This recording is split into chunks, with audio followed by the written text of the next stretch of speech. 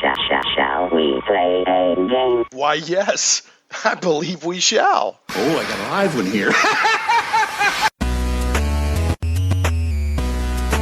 Hey everybody, welcome back to Shane Plays Geek Talk, a journey into the things we love. And I'm joined today by two returning guests. They're coming on the show so often, they're showing up so often, I'm eventually going to have to put them on payroll. And frantic disclaimer, Shane Plays Geek Talk has no payroll. But if it did, you guys might qualify. Actually, that's a binding contract now. Is it? Oh, darn. There's no getting out. So now I always have to report a loss. So anyway, joining us again, no strangers to the show, are Russ Morrissey, a.k.a. Morris, or Morris, a.k.a. Russ, and of Ian World, or Russ's Unofficial RPG News. Is that right? Is that full? No, but we'll go with that. Okay. Morris's Unofficial RPG News Talk. News Talk. Well, but I'm talking about the website. Oh. And but then there's also a podcast, and a lot of people still know it by Ian World. And then that other voice you heard is Mike Myler, who is also no stranger to the show. Mike's been on talking about Mist of Akuma, yes. Which is one of his. It's a really cool 5e setting, and then also Vast Cavia, which is another cool 5e setting, and then he works diligently with Russ at the Ian World RPG News site, and he has a column where he often will take real world or historical fictional figures, etc., and make D&D stats out of them in 5e. And actually, if this sounds familiar to my listeners, about a year and a half ago, not quite, in April 2019, before I ever even knew the subject of what we're talking about today, which I'll get to in a second, in my own rambling way, is we talked about Mike's process in how he takes a historical or fictional figure and converts them to 5e. And there's an entire column on Ian World about that, and then Mike has his own website with that stuff on there. And in that episode, he took us through the process of how he did Genghis Khan, which was really interesting. Which leads us, pardon me, into the topic of today's show, which is an entire book, a book no less, of really cool conversions of historical and mythical and fictional figures to 5e called, and I'll throw the potato to Russ. What's it called, Russ? It is called Mythological Figures and Maleficent Monsters. Maleficent Monsters. Dun, dun, Okay, dun. so dun dun dun. So Mythological Figures and Maleficent Monsters is going to be the main topic of today. It is not only is it a book, but in the typical way that we bend the laws of space-time, it's also a Kickstarter. So we will be discussing the Kickstarter today. I have been fortunate enough. I was sent a preview copy of this book. I've also heard a couple of interviews about it already. And this is, in my opinion, this really is a book. I'm not just having Russ and Mike on because I know them and they've been on the show before. This is a book I think everybody that runs 5e should have in their library. I really think so, because it's got such a wide range of cool NPCs and monsters. I mean, this thing has cryptids in it, like the Chupacabra, to historical figures like George Washington, to what's that lady's name? OMalley?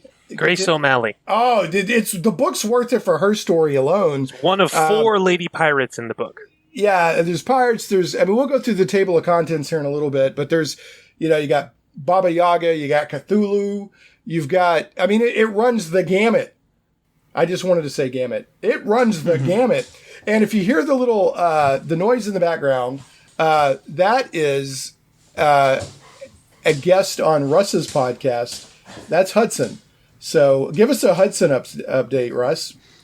Well, Hudson. Well, now I've confiscated the squeakiest toy in the world from him, so that we could actually start recording, because that was not going to work. He's now standing at the door, staring at the door, which means partway through this podcast, He's going to start jumping up at that door, force me to go and open it, look out through the door, decide he doesn't want to go out after all. Oh, he's over here now. Here he is. Say hello, Hudson. He's a big, happy... I don't even... Is he a mixed breed? Is he a full breed? Is he a full lab? What is he? No, he's half border collie and he is half golden retriever. Golden retriever, for some reason. He's a very happy yet rambunctious puppy. And he eats sofas.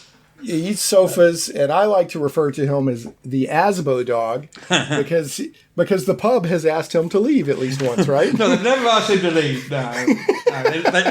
The pub around the corner from us is like... Oh, they call him ASBOdog. They call him ASBOdog, but they're super, super dog friendly. They got dogs themselves, and they love dogs.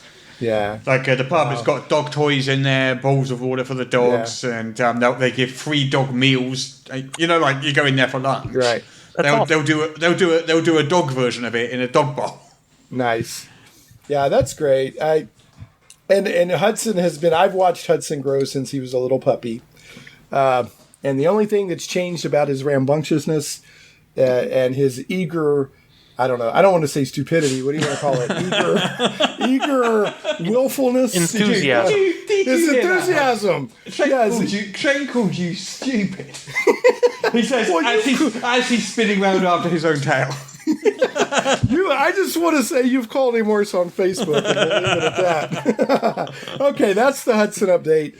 But if you ever listen to Russ's podcast, the Morris's Unofficial RPG News Talk podcast, which I highly recommend, you will often be graced with Hudson. And the Morris's Unofficial RPG News Talk podcast, it's a great podcast. As Russ will often say, and I agree with him, I don't know of another one. It's the only podcast out there that covers a wide variety of RPG news, not just like D&D news or this news. It tries to cover it all. And then they'll usually have an interesting guest. And then they have amazing sketches, sometimes written by me. And they have our most favorite game in all the world, Guess the Kickstarter, just by the name. So there we go. I would add that though you call Ian World an unofficial RPG news site, I really think it's the premier RPG news site. I've told him that before too. Yeah, I've told him that before too. I mean, I don't know of a bigger one. The reason it's called unofficial. Do you remember Eric Noah's original site? No, I was like 13 or something. Like I don't know. You can still read at 13. I had other things to do. God, I was 13. I can't read. Let's not talk about what he was doing at 13. Let's focus on the now. Anyway, so Eric Noah's site back in 1999 was called Eric Noah's Unofficial D&D 3rd edition news, and that was just before D&D 3e came out. So it's kind of a little tribute to that site. So it's Morris's Unofficial Tabletop RPG news. So that's all the unofficial means. It's a little wink, homage. Yeah, a little homage to the past. Yeah. So, and how it has grown. So, all right. Well, let's move on into the main. Well, not the main. I got a couple of news items I want to hit here. Speaking of news, before I do that, or other than mythological figures and Maleficent Monsters, is there anything else either of you guys want to promote right now, or mention a website or anything? I'll start with you, Mike. Mike's shaking his head. How about you, Russ? You could check out my Awfully Cheerful engine, which is a action comedy rules light RPG, which is in playtest right now. Public playtest. Is it named after the Seventh Doctor's companion, Ace? Well, not deliberately so, but yes, it does share the same initials. Yeah. No, I love the Awfully Cheerful engine. I'd like to do a show just on that. So feel free to come back on for that, Russ, at your convenience. But you've had him on to talk about Judgment or the Judge Dredd RPG before, right? Absolutely. Okay, yeah. never mind. Yeah, I think Ian World is doing a lot of really cool stuff in the RPG space. So I'm happy to promote everything they're doing. So Ace is it's kind of, I mean, it's not a direct copy or anything like that, but it feels like, a lot of people like to say spiritual successor, I'm using air quotes, to the old like West End Games Ghostbusters system. But it's multi-genre,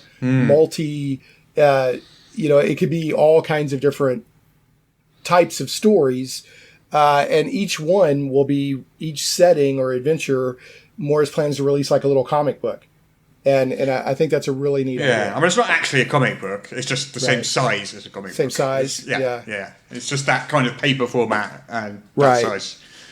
But it sounds fun. And, you know, I'm a big fan of the Wine system, which powers Judge Dredd and others, and the Simply Six and all that. So I'm looking forward to checking out Awfully Cheerful Engine. And do you not have a playtest going on for that right now? Yeah. The playtest reports are rolling in as we speak.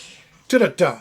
And they've all been really good. Everyone's, because one of the playtest questions is, I put it in there. How much did you laugh on a scale of 1 to 10? Yeah, good. Because it's important to me in this game, because it's a light-hearted action comedy game. If you played it and you didn't laugh, something went wrong. Something went wrong, and everyone's saying like 10 out of 10. Right.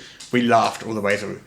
Well, we accidentally did that. I remember I sent you a report on our Judge Dredd adventure. That actually turned into a laugh, where they like arrested the little 8-year-old kid because he was hugging the judges. So they were like, they arrested him for, violent assault and all this other stuff. So they put Granny in an ISO cube for jaywalking. So anyway, it's just the way we had fun. It's just the way people, as soon as they play Judge Dredd, as soon as they play a judge, they suddenly become the worst fascist the world ever saw. Well, but isn't that kind of what Judge It's Dredd a parody. Yeah, I know. It's a warning. It's not.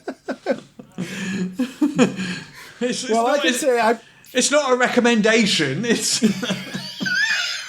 I probably haven't laughed that hard playing a game since like Paranoia in the 80s. We had a really good time. And then we played the Spirits of Manhattan, which is an homage to Ghostbusters using the Wine engine. And that was a lot of fun too. We had terrific fun with that. But anyway, okay. So moving on, got a couple of news items here. And the first one, actually, I'm doing this to kill two birds with one stone. One, this interests me, but two, I want to highlight EN World if people don't know about it. So the link in the show notes will go to EN World. But I'm really fascinated by this Monty Cook's Numenera setting comes to 5e with Beneath the Monolith. And there's two reasons, or a couple of reasons why this interests me. One is I've never been shy about saying that I love Numenera as a setting. It's basically you take, was it Clark's law that any technology sufficiently advanced is indistinguishable from magic, and they built an entire world and setting around that because 9 amazing civilizations have risen, or 8 have risen and fallen, and now you're in the 9th world, and you have 8 civilizations before you have left their technology that is indistinguishable from magic. Yeah, because you don't understand how it works. So. Yeah, and it's just fascinating, and it's weird and cool, and I like the Numenera system as well. But to get people, as we know, the majority of players are on Pathfinder or D&D. I should probably say D&D or Pathfinder. And then you have a pie cut out of the chart that is playing other stuff. So there's a lot of people that would not get exposed to the wonderful weirdness and coolness of Numenera. So I like that they've released this Beneath the Monolith book. And it's, as I understand, it's already available. You can already order it. It's not a Kickstarter or anything like that. Like, you can go to the website and order it right now. But my question is, and you guys may or may not know, like the press copy or whatever said something like, now you can take your mage to Numenera, and the classes in D&D don't really fit the classes in Numenera, like maybe the rogue and the fighter or something like that. So does anybody happen to know, do they have 5e analogs for the Numenera archetypes? I don't know, but looking at the same text you're looking at, it says, take your wizard, ranger, and rogue to the Amber Monolith. But the original Numenera has basically 3 class type things, doesn't it? Pretty much, yeah. Are they the way analogous to rogue? Yeah, they have like a fighter analog. They have kind of a mage that uses technology like magic. They have like a warrior, and then they have kind of a rogue that's also kind of like almost like a decker. So the way Numenera works and I'm probably getting it wrong because it's been a while since I've actually cracked the book open and played it. But so if I just got something wrong, send your hate mail to Russ, not me. Or Mike. Send it to Mike. Always send it to Mike. Send it to Mike. But you say, I'm a blank who blanks. So you would say like a glaive is a warrior. So you would say like I'm a aggressive warrior who adventures or something like that. And you build your character by, it's almost like Mad Libs where you fill in the, and then that gives you your character concept and you go from there. But anyway, I think it's really neat. But yeah, like a cleric or a mage, anything that's using arcane or divine. I wonder if it's archetypes. Yeah. So the wizard, ranger, and rogue each have an archetype which maps to those three things that you just mentioned. Possible. Maybe. Yeah, because he said take your this, that, or the other. Yeah. Those Maybe that's just a classes. guess. I don't know. I haven't looked at it. Who knows? Maybe. Yeah, I was just curious if you guys knew. But I really can't. Numenera is one of those settings and the world building and everything. I recommend buying like the core rulebook just to read about the lore. I mean, it's really interesting. And I can't give Monty Cook and his gang over there enough props on what they've done. So, all right. One other quick news item that's not related to D&D, but it's full of geekiness. Are either of you fans of The Far Side by Gary Larson? Hell yes. That comic strip. Okay. He's kind of back. I just saw this. The Verge put out an article, but he's got a website called The Far Side. And on that, he runs classic Far Side strips, but he's also like fallen in love with a digital tablet for doing his art. And so now he's putting out experimental cartoons that are in the vein of The Far Side. There's like 3 of them up there right now. And he's very clear to say, I'm not doing this daily, but I'll post it so if you're a big fan of The Far Side, which I am, sounds like Mike is as well, that will be in the show notes, or just go to thefarside.com. And you will see all the goodness that's there. So I was very, very excited to see that. I think the only thing that could excite me more these days if Bill Watterson started doing Calvin and Hobbes again. But because Berkeley Breathe It is doing Bloom County again, and now we've got a little bit of Far Side. I'd love to get the trifecta and get Calvin and Hobbes. Calvin and Hobbes. There you go. The days are just packed. Okay, moving right along. Let's get into Mythological Figures and Maleficent Monsters for 5th edition. I'm going to read the intro from the Kickstarter. The Kickstarter is going on right now, folks.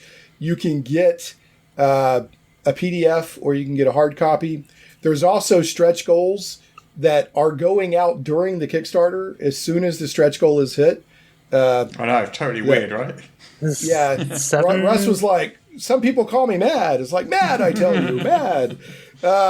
You did that with a previous Kickstarter too. So here's the thing. Ian World or Ian Publishing, when Russ and company run a Kickstarter, the product's already finished. They don't say, hey, give us the money, then we're going to go out and make the product. They say the product's ready. You guys already have preview copies. And what the Kickstarter is purely for who wants a copy. And then once everybody's said, yeah, I want a copy, and they get the money in, as soon as the Kickstarter ends, they send out the PDF versions right then, and then they immediately begin ordering the hard copy versions. So there's no risk. It's going to deliver. It's going to deliver immediately. And again, as stretch goals are hit, you will get goodies from the Kickstarter while the Kickstarter is still going. So, and I just see the mad cackling gleam and Russell, you're mad, I tell you. It is insane. Insane. Yeah, but, and I think I can only guess you've been pleasantly surprised by the response because, I remember on your podcast before it went, you were saying, yeah, I don't know how it's going to go yet. I feel kind of good about it, but I just don't know. And then, I mean, it blew it out the first day. You've been doing a lot of marketing and stuff like that. So where are you at now on it? Today is July 9th. So I don't know what it is in dollars, but in pounds, it's just coming up on £75,000. That's probably getting close to $100,000. 93,528 American. Is that the biggest you've ever hit, Russ? No. The Masterclass Codex was about £90,000. I don't know what that was in dollars. And then Just Dread was £148,000. Nice. All right. Which I have copies of both. And I prefer the Masterclass's Gunslinger over the other Gunslinger stuff I've seen. So I like its Gunslinger a lot. The Masterclass Codex, if people are curious, is another thing that Ian World does is they have the Insider or the EN5 IDER. That's how you pronounce it, yeah. EN5 IDER. Yeah. It just rolls. Just plummets off the tongue. Yeah, it just trips off the tongue, as Peter would say. Or as you would say, I know y'all said that recently. Peter's usually the one that makes the bad puns, which is why I dearly love him. Anyway, it's a collection of character classes for 5e that have been fully play tested and are really cool. So I check that out if people aren't aware of it. So anyway, all right. So let's get back to Mythological Figures and Maleficent Monsters, which runs through. What's your end date on that, Russ?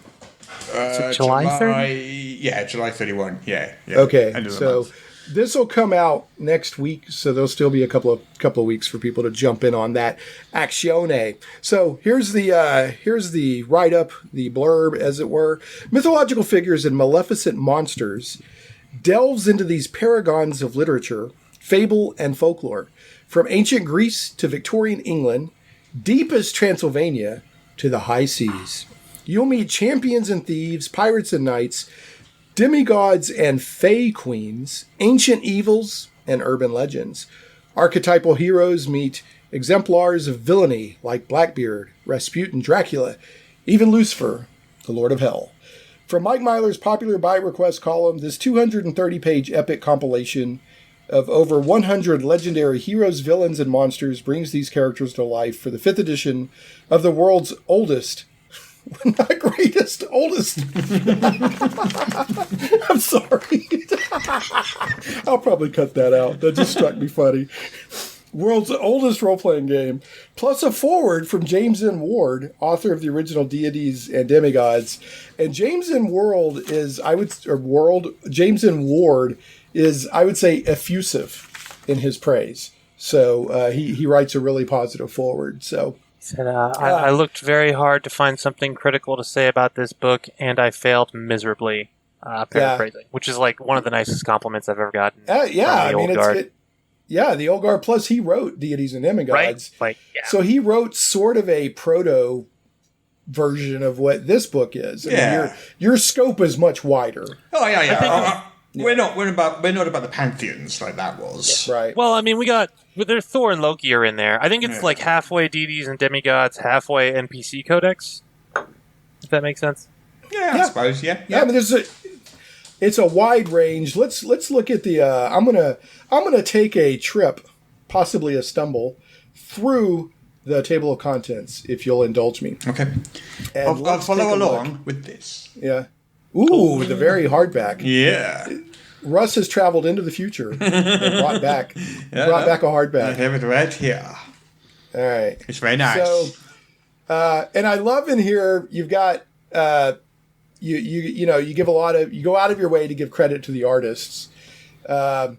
And then I love the last artist entered is Pixabay.com. And I use Pixabay as well. So I just love that you gave them a shout out. Well, I guess you kind of have to, right? Yeah. Well, that's just mainly for some sort of spot art and bits and pieces like that we've used. Yeah. But I love that you listed them as an artist. I thought that was really cool. Yeah, you can't use it and not credit them, can you? Right. That's true. Okay, let's look at this amazing table of contents here. So, Achilles, Aladdin, and I'm just jumping around here. Billy the Kid. Yes, I think he has some connection to Arkansas. I was looking to see if there's anybody else that's like Arkansas. You don't have any Paul Bunyan stuff down there, I don't think. Well, Paul Bunyan was close, but not. Paul Bunyan for a second there, you said that, and because of your accents, when you said that, Mike, it sounded to me like you said pulp onion. Pulp onion? What Well, that is a creature for the next. Ian's want me to do an accent in that. I can do that. Yeah, pulp onion in here. Over here in Arkansas. Yeah, you don't have any pulp onion down there, do you? I want the pulp onion. Pulp onion, yes. My party is going to be attacked by angry pulp onions and drop bears, which I understand there's a little bit of disappointment on Mike's part that the drop bears didn't make it into this. The next book. I've been promised the drop bears will be in the next book. Well, listen, the way I see it is this. So, drop bears are a type of creature. This book is all single-named individuals. So, drop bears just don't fit in with the theme. You pedant! We haven't. I'm down There's other and people don't know. We cut other things like that out too. Things that were types of creature rather than individual. I didn't care about those. I care about them. Yeah, this one only matters because and that's a reference to Paddington, right? No. Drop bears are like there's an actual. I don't want to go too on a tangent, but like in the Australian National Museum, they have an entry for drop bears as if they're a real thing, but they're just like an Aussie joke that they play on tourists. Yeah. Oh, so it's like a snipe. So it's like a snipe. Yes, it's like a snipe. Okay. Yeah. For some reason, I thought the connection was. Yeah. No, the Aussies, they tell you to watch out for the drop bears. It's hilarious. You can tie a fork up in your hair or put some Marmite behind your ears to avoid the drop bears. That's where the Marmite came from. Yeah. Okay. All right. I think that's what made me think it was. But Paddington's marmalade. Yeah. Not Marmite. Yeah. So I'm way off. I'm coming back. All right. If you've seen Blade Runner 2049, I'm way off baseline. So I've got to get back on baseline here with you guys. Let's go back more through this table of contents, just kind of jumping around. You got Baba Yaga. So a funny story about Baba Yaga there. I mean, Mike, you've seen this as well, haven't you? So one of the there's three really, really common comments that I'm starting to notice that people are making when they see like the ads for our book. And the most common one, by far, is people go, Baba Yaga, John Wick's in it. And I don't know whether they're joking or not. I mean, maybe they're just joking, or maybe their only association with the words Baba Yaga are from the movie John Wick. I don't know. But it happens so much. Like, loads You're probably of them getting now. a mix. Yeah. You're probably getting a mix. There's also a good Baba Yaga reference in, is it the second Ant-Man movie? Where they've been given the truth serum and they're loopy out of their mind. And one of the guys believes in Baba Yaga. Yeah. And the ghost.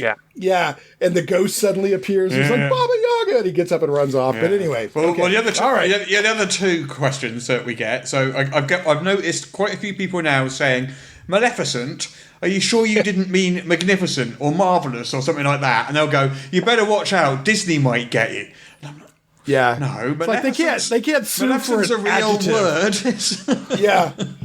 Yeah, you're using it as an adjective. I do words good. That was an actual word. It's an adjective. Okay. And then the last one is people keep going, is Jesus in it? I don't know why. People just keep asking that. I don't get it. The answer is no. I guess maybe the answer is no. Maybe they think because Lucifer's in it that I guess. Jesus is in it. We got Lucifer. We got King David. Yeah. You got King David. I didn't even catch that. Where's he at? He's up there. He's just David. Okay. He's actually one of my, whether somebody's religious or not, he's a fascinating historical figure. So also, he appears in 3 different religions. Yeah. All of the Judaic, Abrahamic? Christian, and Islam. Yeah. So what do they call those? The Abrahamic or? There's a word for that. There's a word for that for those 3 religions. Anyway, let's just pretend we knew that word. Yeah, it's the religions. So, but yeah, you got Beowulf, who's one of my personal. I'm a huge Beowulf nut, and I really enjoyed the interview, Russ, that you did recently with the Beowulf RPG creators. So I'm looking forward to that. And I liked on a tangent.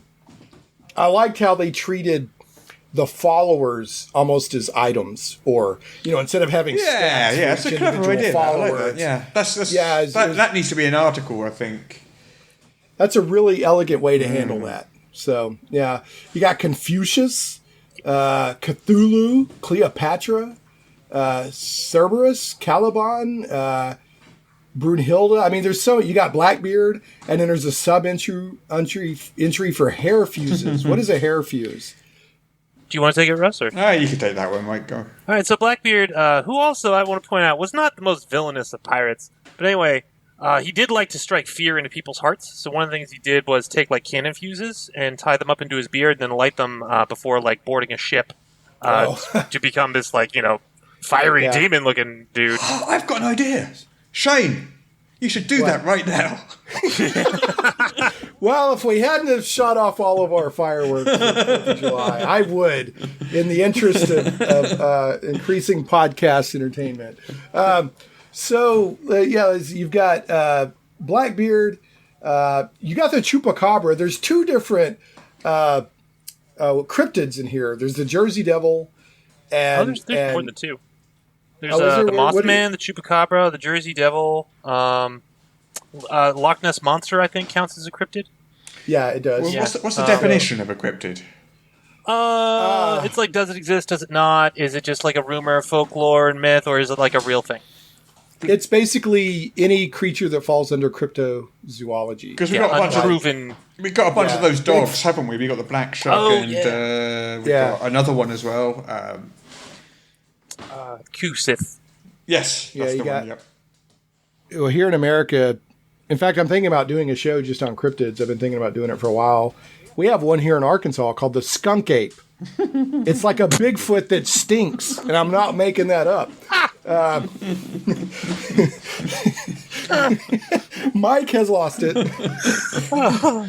Yeah, there's in Pennsylvania, we get because we're like right on the north side of the Dixon line. We get just like flavors of Southern mythology and folklore, but Skunk Ape was not. I was not ready for Skunk Ape. It's a thing. It's a thing. I've got a buddy who wants to go skunk ape hunting really bad.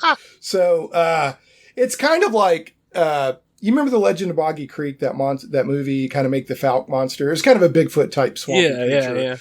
It's like our version of that, except ours evidently stinks really bad. So yeah, and you can't find it.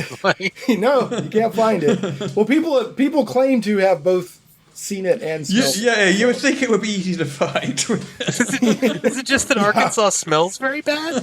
No, not really. It's just, but I guess, my goodness, if we're gonna have a cryptid, we're gonna skunk it up. I don't know. I have a theory that Mike's a cryptid. I'm not really sure. If he exists or not. He's maybe a figment of my imagination. I don't know. Yeah, it's a really good virtual avatar of a AI. Let's see. We got Daedalus, the sub-entry Wings of Icarus. Dorian Gray. Now, I heard a little bit of discussion between you two about this on your podcast, Russ. What was it? Are you saying Dorian Gray would be hard to play because as long as he has his portrait, you can't kill him? Or what was the point you were making there, Mike? So there are 2 different kinds of builds in the book, right? There's epic monsters, which are just built like any other creature that you would, like a bear. You just build it. And then there are the mythological figures, and the mythological figures are built as if you were making a character to play in a game. There's 27-point ability buy. They use classes and class archetypes, and there are much more restrictions on how I can go about making it. You can't make Dorian Gray as a character just because his regeneration is crazy. So you had to break the creation rules or the mechanics of 5e to make him. That's what it is. Thus, he is an epic monster instead of a mythological figure. Gotcha. All right. Yeah, he's got his life-catching portrait. Yep. Dracula. Yes. That is a vampire plus. Vampire plus, as he should be. Right. I mean, Dracula does not mess around. Drona. Which I guess history or what? Where's Drona from? I always get it mixed up if it's the language. Is the language Hindi and the religion is Hindu? I'm not sure. See, that's my problem. I'm always for talking purposes. We'll say that, but we're open to correction. Indian mythology, yes, like the continent of India. Okay. Yeah, and it's really cool. I'm not gonna. No, go ahead. There's a lot. Indian mythology is extremely intricate and complex, so I don't want to dip into it because I'm going to fall in. Right. Yeah. Okay. Yeah, they have. a lot of deities. Yes. And then, they have their own versions of demons and this and that. So, yeah. The Easter Bunny, going from Indian mythology to, I don't know what, just Western culture, I guess. The Easter Bunny. Let's see. Fafnir, Fenrir, Frankenstein's monster. Skipping right past Elizabeth Bathory, perhaps the bloodiest murderer in all of history. Really? She sounds like something lovely. like 80 to 500 girls, specifically young women. She just murdered, slaughtered them. It was crazy. Oh, is she the one that would literally take baths in their blood to try to stay that is youthful? not true, but that's what that's the person they talk about doing that. Yeah, but if you're going to use her in D&D, then yes. Yeah, you absolutely should. Yeah. So, yeah. And then leading to the matchup of the ages, you got Genghis Khan, followed immediately by George Washington. Yeah. Gilgamesh, who could be said to be the oldest epic narrative, I guess. I hear that a lot. Yeah. And we have Enkidu, too. Okay, now what does Enkidu? I'm not familiar. Enkidu is his, beast man buddy. Oh, okay, cool. Yeah. All right. He likes to wrestle with him, doesn't he? Yeah. Yeah. They wrestle. When they're not adventuring, they wrestle. Yeah. Well, I mean, Gilgamesh was very much misogynist and would go around taking women as he pleased, and people were like, "Oh my God, please stop this! He's a good king, but he keeps doing this shit." Right. So they prayed for a solution, and the gods were like, "Okay, well, here's this beast man, and he'll tire Gilgamesh out." And instead, they became best friends, Batman and Robin type deal. He will sublimate Gilgamesh's urges. Right. That is so funny. Through the medium of wrestling. Through the medium of wrestling. That is great. Okay, I've got to stop here because... can we briefly mention John Henry? Because I think you guys will at least know about John Henry in Arkansas. Oh, yeah, we're not done with the interview. Oh, okay. I'm just saying we've still got time. No, I love John. I love the fact that John Henry and Paul Bunyan are in here. But I got to stop for a second on Grace OMalley. This is another reason why I think this book is important. I've never heard of her until this book, and her story is genuinely epic. So you're going to learn a lot about history and different cultures and fascinating characters and creatures from different cultures. But tell us just a little bit about Grace OMalley. I mean, we could do a long show just on her, but tell us about Grace.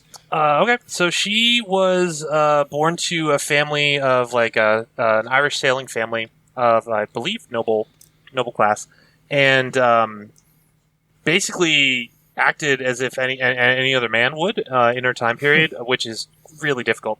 And in addition to being just a really talented warrior and fighter and general, she confronted the Queen of England and snuck a dagger into the court, ready to shiv the Queen of England. And you got some courage, chutzpah, whatever you want to call it.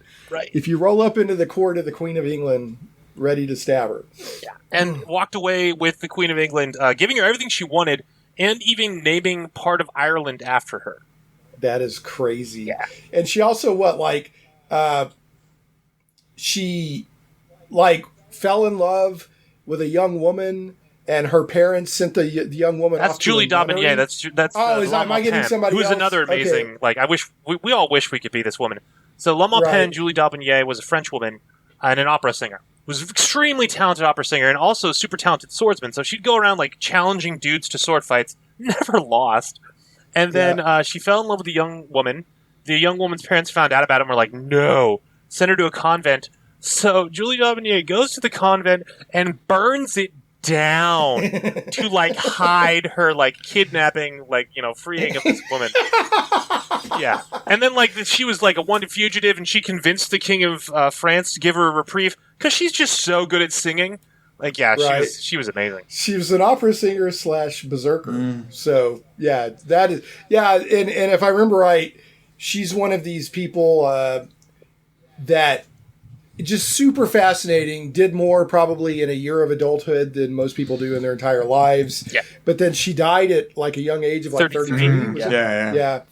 Yeah, they need to do why do we not have a movie on either Grace OMalley or Julie, how do you say it? I think we have a book and a movie on Julie Daubigny, and it's called The Three Musketeers.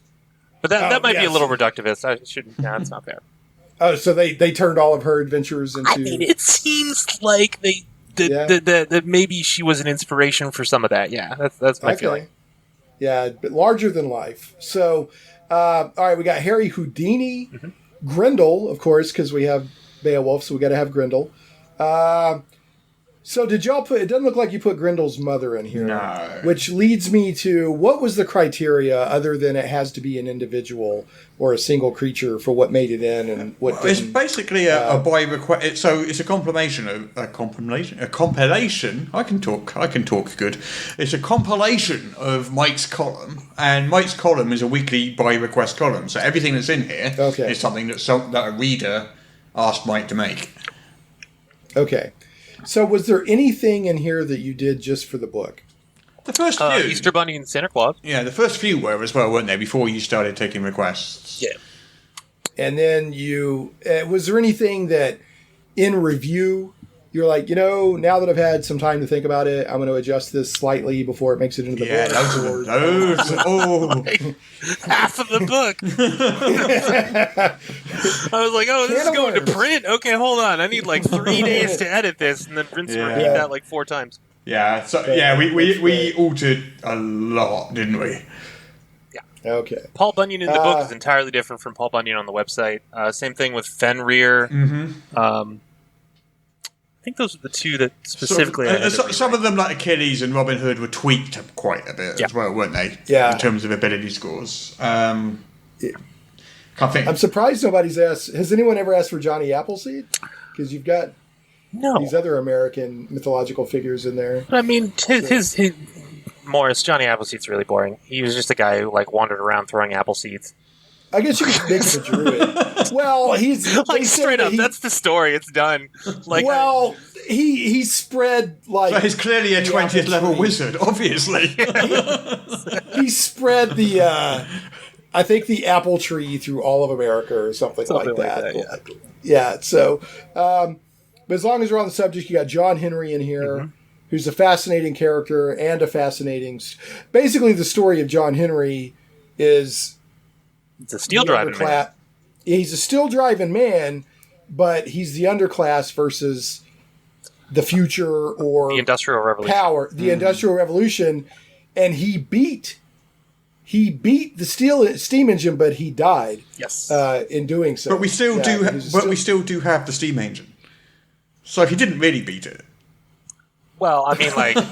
He drove more. It was about a contest between him and this like steel engine that like laid down. It was humanity versus whatever, and he beat it. But in doing so, he died. Yeah. So he drove more railroad spikes or faster than it did, or something like that. And then you got Paul Bunyan, Babe the Blue Ox, who's one of my favorite mythological figures. Big giant lumberjack kind of guy. Big giant, not just an ox. A blue ox. So what's been fun for me is I barely heard of any of these people, and some of them not at all. Yeah. So I get to learn about stuff because Mike's introducing characters to me I've never heard of. Yeah, and I mean I'm same here. I mean there's so much rich culture around the world that the average D&D player doesn't get exposed to unless you, or 5e player or whatever, doesn't get exposed to. Unless you dig into books like this. So I'm a huge fan, and I will never not be a huge fan of Tolkienish epic high fantasy D&D. Right? That's my wheelhouse. But I love all this stuff too. So it's so great to be exposed to it. Now, but yeah, Paul Bunyan, like him and Babe used to wrestle and like make mountains, and I think he was dragging his axe behind him. Did it make the Mississippi? Grand or the Canyon. Pecos? The Grand Canyon. He made so it's just big one. I'll tell you what kind of trips me out about American folklore is, as a nation, we haven't been around that long comparatively to world history, but yet we have these mythological figures that are already kind of lost to you know what I mean? It's just fascinating. We took the English habit of taking other cultures' things, and we just like ramped it up so fast and hard. And just sprayed a new coat of paint on it. So, all All right, you got Santa Claus. You have Santa Claus in here. You got, speaking of a character that changes per culture, and then you've got St. George, Easter if you want Bunny. to talk about character that changes. I had no idea that St. George was everywhere. And I truly mean like everywhere except for like the continent of half of Asia and Africa. And he was just everywhere. And this is St. George in the dragon? Yes, St. George the Dragon Slayer. Yeah. Okay, isn't there still a day in England that's set aside for that? Well, he's the patron saint of England. It's St. George's Day, yeah. Okay, so thought so. So yeah, I mean that shows you how huge St. George is to English culture. And then immediately after him, one of our sensitivity readers pointed out that like the equivalent for him in Middle Eastern culture would be Saladin, who also was extremely proliferated everywhere. Except there's more like definitive stuff to be said about Saladin and what he did, whereas St. George is like still very mythical and like the lore changes depending on where you're looking. He fought a dragon, so exactly, yeah. Saladin was just like this badass general who took back Jerusalem and stuff, and like won several crusades. Morris is like, let's get this straight. St. George fought a dragon. This is important. Yeah, but there was a dragon and it was fought. But it is a D&D book, and you need a real solid dragon slayer build in there, and that's what he is, isn't it? Yeah. Yeah. You've also got Arthur Pendragon, King Arthur himself, with Excalibur and Excalibur's scabbard. Now, one thing that's fascinating to me, I just read.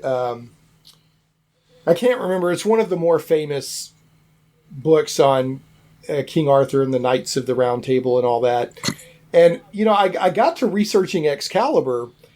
And the interesting thing about Excalibur, there's not a lot of really established... I mean, we know what we call it in pop culture, right? It's this magic sword, that this and that.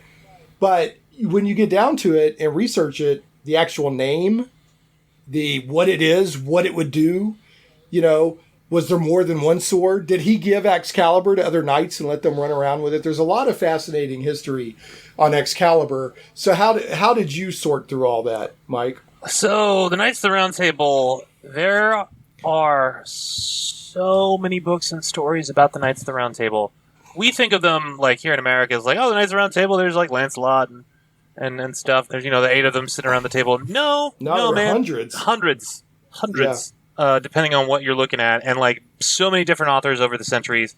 So I tried to focus on the pop culture Excalibur because trying to do anything else would be a useless and pointless endeavor that would ultimately fail. So, yeah. All right. So you got Arthur, you got Excalibur and Excalibur's scabbard. What's interesting about the scabbard? What did you do with the scabbard? The scabbard makes him more resistant to damage. So if you've got the scabbard on you, you just take half damage from weapons. Okay. Yeah. All right. Jumping back around, you got the Captain Nemo and his Nautilus. You got Merlin Ambrosius. Yeah, talking Nemo and all the whole League of Extraordinary Gentlemen thing. One of my favourite things in this book is the Invisible Man. One of his abilities is just invisible. The Invisible Man is invisible. He's just there in the stat block. I just love that. He's invisible. And did you give him any insanity? No, I did not. I don't think I did. I double check. Yeah, because in the book, he goes nuts. Yeah. Yeah, he goes nutso from the chemicals. Yeah, I do talk about that, but he doesn't have it in his stat block. Okay, cool. But yeah, the book I read recently, and I've read others, but the one I've read the most recently was The Legend of King Arthur and His Knights by Sir James Knowles. So that was, and that's got a lot. That focuses a lot more on the knights than King Arthur. There's all these adventures of the knights, and those dudes can't go half a mile without getting challenged to joust. they're jousting constantly. That's just how it is here in England. Look, if I just pop into the shops for a loaf of bread, I've got to make sure I've got my horse and my jousting stick with me. Well, they go off like somebody will get kidnapped, and some knight will pledge to go rescue whoever got kidnapped. And he stops. They're like, we're hot on their tail. But then they'll have to stop like 15 times and joust. and it's like, the person you're trying to rescue is getting away.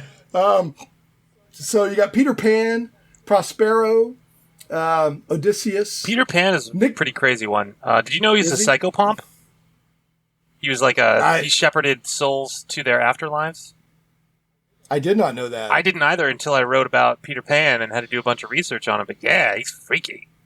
Well, I know that like in the original book is pretty different from the Disney cartoon. Yes. He's like a little 2-year-old baby or something, right? So he's like born to like birds / maybe humans in a park or something. Yeah, 3 books are in the public domain, and his history is very different. And as is the character, in addition to being like a psychopomp, at one point he murders Tinkerbell, and then just completely forgets about it because that's Peter Pan. If he ever remembers anything, he starts to age. So like he's got what? This so he doesn't amnesia. After he murders Tinkerbell, he doesn't turn to the readers and have them clap and think happy thoughts to bring her back? No, at the end of the book, I think it's Mary who's like, what happened to Tinkerbell? And he's like, who's Tinkerbell? And then it's just like, boom, end of story. End of story. Yeah. Wow. Yeah. All right. Well, there you go. It's Peter Pan's worth it for the price alone. Prospero. Now, we have to stop a little bit. This is one of my most fascinating figures from history, Rasputin. Oh, my goodness, this guy. Not only was he apparently like a warlock, but you couldn't kill him. Like, literally, in the historical record, the things they did to this guy to try to kill him are mind-boggling. And not only that, he is also the subject of an amazing song by Boney M. What? Have you not heard it? What? After What is this, you have to Google Ra Rasputin by Boney M. You will not regret it. Ra Rasputin. Ra Rasputin by folks. Boney M. All right. So tell us the different ways. He was, of course, the advisor to the Russian royal family before the revolution. Yeah, one of the kids had hemophilia, which is where your blood won't clot. So they were constantly dealing with that, and he showed up and was like, I can fix this, and apparently had some things that helped, but started to get more and more influence over the royal family to the point where like all their advisors were like, this is not cool. So they tried to poison him. They thought it worked. It didn't. So then they stabbed him a whole bunch. Thought it worked. It didn't. So then they like shot him in the head. Thought it worked. It didn't. So then they like clubbed him unconscious and tossed him into the river after tying him up. And I can't remember whether or not he survived that. No, he did. That eventually got him. That was the done? Yeah, but I mean, the stuff they did to this guy, I mean, there was something really unusual going on. I mean... He's Russian, I think. Yeah, he just drank vodka. Yeah. He just, just before, and just said, now see, that is the kind of cultural, we can't just assume that all Russians drink vodka, so he must have had his own way, but... Yeah, it wasn't Soviet Russia, but in Soviet Russia, we do not die from assassination attempts. Yeah. So, but he's so go the ahead. challenge of that is a character build that will not die, and that's basically what Mike set out to do, isn't it? I mean, if I was going to do it, I would give him something like the half orc or the orc's ability or the zombie's ability. If you go to 0, if you roll a certain whatever, you get back up with 1 hit point. So how did you handle it, Mike? I built him as a mythological figure, and he is a fighter using the brute archetype, and I just kind of like poured as much as I could into his saves, because whenever you make a death saving throw, or any saving throw as a brute fighter, you get to add a bonus die. And if you hit over 20 on the death save, it still is treated as if you rolled a natural 20, which means you get back up with 1 hit point. So I worked it out. I think it was like there's a 15% chance anytime you drop him that like the next round he just gets back up anyway. He just gets back up and smooths his beard out. Yeah. And he's a crazy. If you go look at photographs of him, he's a crazy looking dude. Yeah. I mean, he's the very definition of like a dark monk kind of. He was called the Mad Monk, wasn't he? That was his. The Black Monk, I think Mad you're Monk. right. Yeah. So. All right, you've got, let's see, Santa Claus, of course, Sherlock Holmes, and then you have an entry for Dr. John Watson. It'd be weird to have Sherlock without Watson. Without John, yeah. Sinbad. Why did a comedian make it in? Oh, it's not the comedian Sinbad. Yeah, I know, I'm joking. I love It's Sinbad. John Wick. But I'm fascinated with this because my idea of Sinbad is the old 60s movies with Harryhausen doing the stop-motion effects and stuff like that. So what did you learn about Sinbad, building Sinbad? A lot. Sinbad was like a major character in 1001 Arabian Nights, and there are multiple stories attributed to him or involving him. He tricked his way out of being enslaved by the Old Man of the Sea, which is like not quite a deity, but like sort of a deity. Right. Minor deity. He rode a rock, like one of those gigantic, the huge-sized birds. Mm-hmm. Yeah, exactly. Yeah. Blinded. So like, this is another thing you see. Like, I went to college, and one of my minors at college was the classics, which includes mythology. And you see a lot of similarities between different mythologies in different regions. So Sinbad did a lot of the things that you would see Odysseus having done. And we won't ever do Jesus, but if I did, I would point out that him and Horus and Buddha all have these like very similar tales of their exploits and mythical doings. So like when you look at Sinbad's like bullet point list of stuff, like half of it looks like Odysseus's, which is that's how myth works. Tell you what is kind of weird about Sinbad is he's called Sinbad the Sailor, but he's clearly a really, really bad sailor. The number of times that guy gets shipwrecked. I mean, come on, he's give up, guys. The sailor man. You clearly don't know how to sail. He's Sinbad the Sailor Man, and he doesn't know how to sail unless he eats his spinach. So, one thing I want to touch on, the religious figures in here. I don't make any hide the fact. I mean, I'm a Christian. I mention it on my show sometimes. I personally don't have problems with people taking mythological or, religious figures and making stat blocks out of them because, like, especially for Christianity is so widespread that there's a secular perspective of the characters, and then there's the, like my perspective as a follower. So, building Jesus would be really weird because you could do him as a deity because he was like the God man according to the Bible. You just have to put infinity in all of the stats, or you would have to build him based on the historical record of what he did, right? So it'd be really interesting to approach something like that. But I want to be clear that the Jesus is not in this book. Lucifer is, and we will talk about Lucifer here in a second because as the word came up many times in the Morris podcast about this book, Lucifer would be considered a badass. But one thing it's interesting, and I didn't even know the purpose of why you had reached out, but several weeks ago you reached out to me, Russ, and you said, "Hey, man, I know you're a Christian. What are your thoughts on, like your religion being in D&D and stuff like that?" And we had a good conversation. So, and I know you engaged some people to kind of review the stuff to make sure that, you were being like respectful and maybe considering stuff you hadn't. Yeah, we used like a whole range of cultural consultants. Right.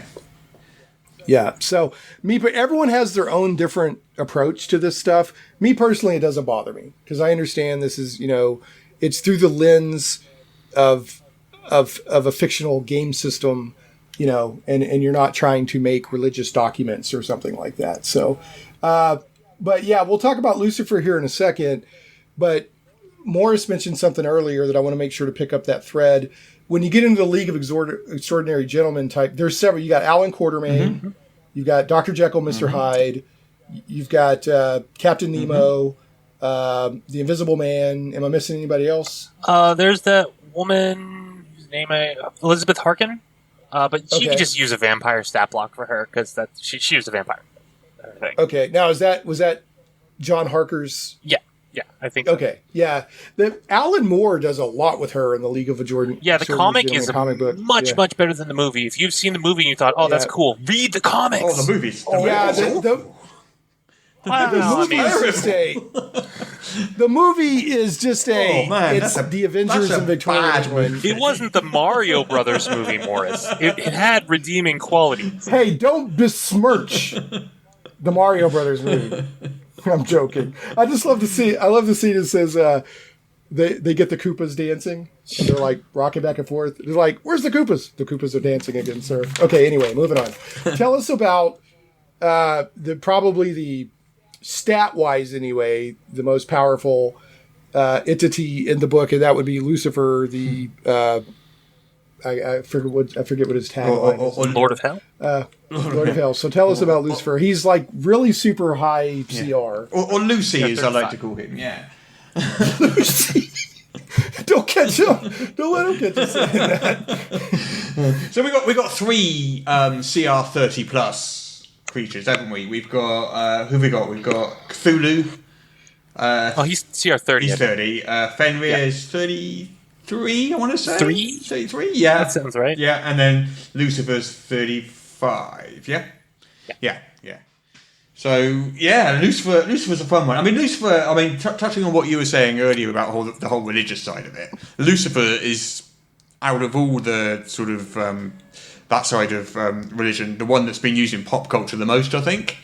There's like a DC WB TV series about him, and he's running a nightclub and helping the LAPD or something stupid like that. I don't know what he's doing. Yeah, Lucifer, Satan, whatever you want to say, has a completely different secular existence outside. I mean, it's a creature, it's a character. Yeah, I mean, he's been Al Pacino, he's been Robert De Niro. Yeah. You know, basically maybe Lucifer, the best Twilight Zone episode. Yeah, so basically Lucifer, you can pretty much do anything you want with him. You just pick your interpretation and run with it. And we kind of went with a big fiery demon in hell who can basically turn into anything and lie to you a lot. Was pretty much the... There you go. And it's not just that he can turn into anything, because there's a lot of stuff with change shape. It's that he gets everything when he changes shape. So, like, legendary actions, lair actions, stuff that is normally specifically, explicitly forbidden from change shape. Like, no, Lucifer gets all of it. That's interesting. Yeah. So, now, is his stat... Anytime you went with a deity or a deity type of entity's stats, I think around 2nd edition D&D, they started saying, no, these are the avatar's stats. And you have to be on their plane of existence to actually kill them. So how did you approach it here in the book? Did you even get into any of that? Cthulhu is the only one, and we don't quite get into it in the book, but you get, like, the book, what we provide is, like, the projection of Cthulhu, because Cthulhu's in R'lyeh, he's sleeping. You're not going to fight Cthulhu unless you go to visit him. And then, like, maybe later on we'll get to do all the other ones that I built up, but, like, the only Lovecraftian deity that's actually on Earth physically is Nyarlathotep.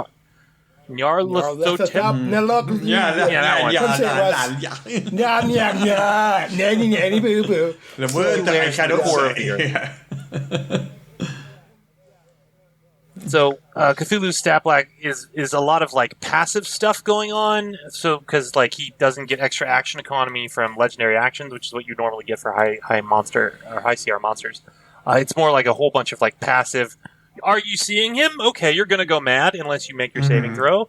And how did you get within 100 feet? Okay, he's sucking out your life force, and right, yeah, you can't fight an elder being. I mean, you just you can't, which I think that the Call of Cthulhu role playing game does a good job of getting. You can't fight these guys.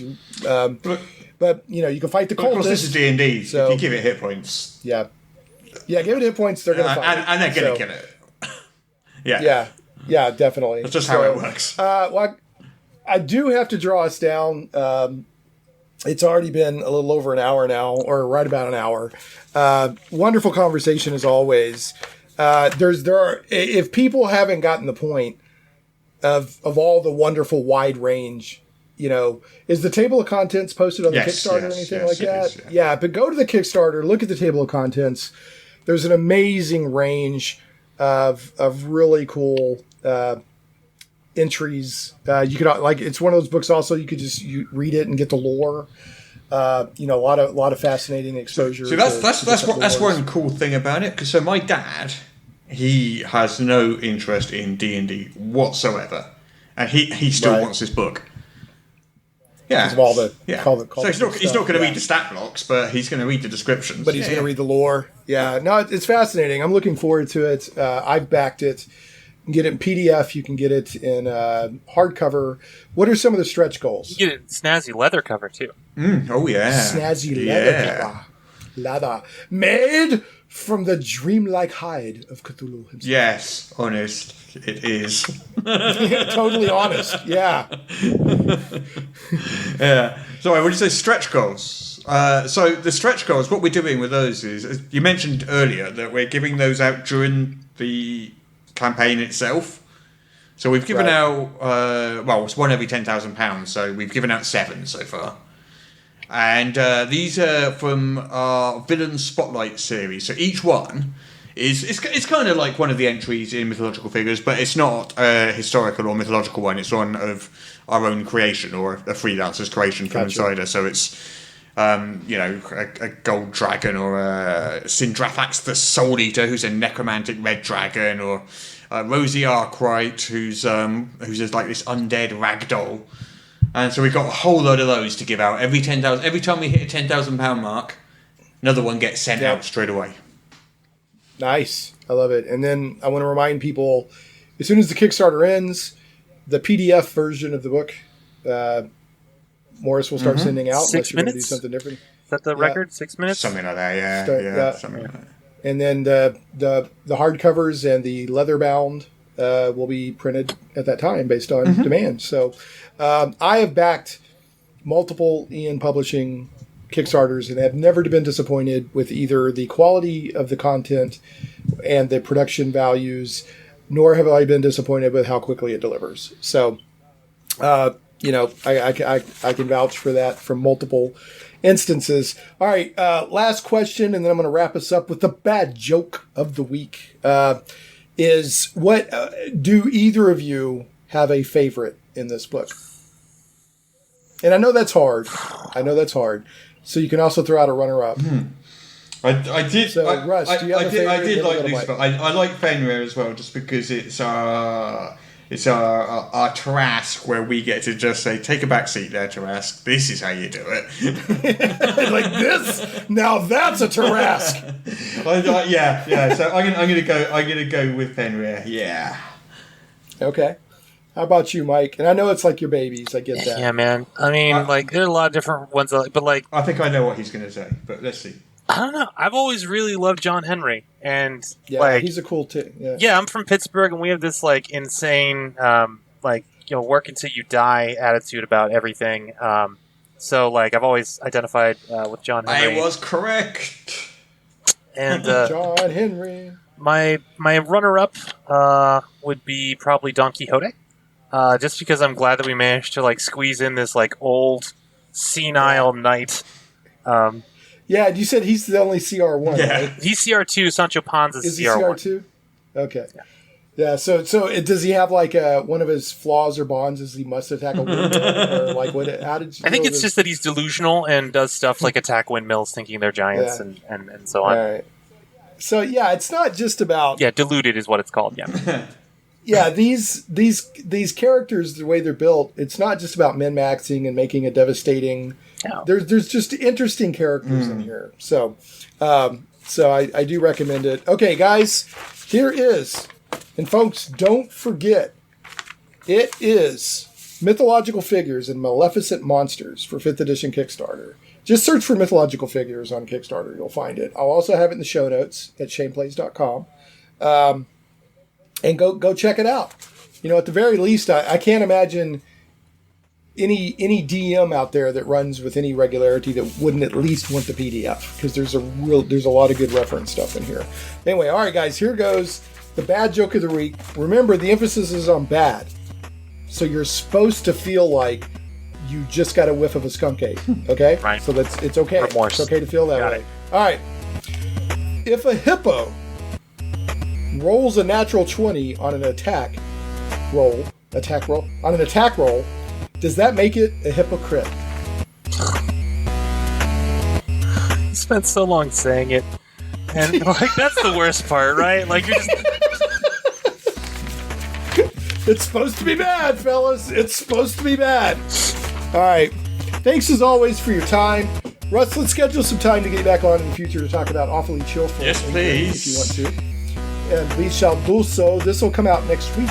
So the 14th, 15th, somewhere around in there. And the Kickstarter ends on the 31st. Run on out there and get you some of that Mythological Figures and Maleficent Monsters for 5th edition Kickstarter action. Guys, take care. Your Kickstarter's already doing great, and I wish you nothing but continued finding Right, success. thank you, sir. It's a great concept.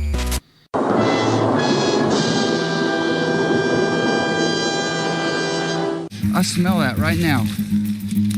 It about knocked me over. There's been a skunk ape here recently. Do you smell it? Yeah.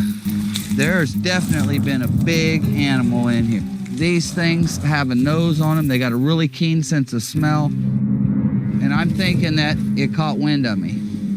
And just like all wildlife, they have escape routes. It's went right through here, always one step ahead of me. This is the story of my life.